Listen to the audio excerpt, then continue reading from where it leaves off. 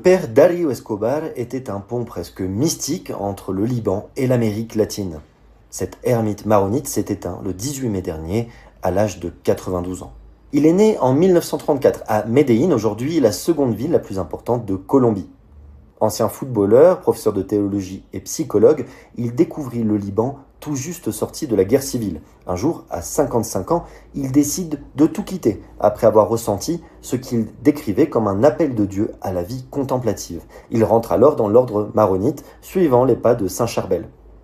Installé dans une petite ermite près du monastère de Saint-Antoine Osraya, dans la vallée sacrée de la Kadisha, il vivait dans un silence presque total, sans télévision, téléphone ni internet. Son quotidien était rythmé par 14 heures de prière, quelques heures de travail manuel, l'étude et très peu de sommeil. Il suivait aussi une vie d'ascèse stricte et une alimentation végétarienne. Dans la vallée de la Kadisha, au lieu du monachisme maronite, il devient avec les années une figure connue des pèlerins et des visiteurs. Certains venaient chercher des conseils, d'autres parlaient même de miracles liés à ses prières. Lui restait discret, affirmant simplement que le bonheur ne se trouvait ni dans l'argent, ni dans le bruit du monde, mais dans le silence, la contemplation et la prière.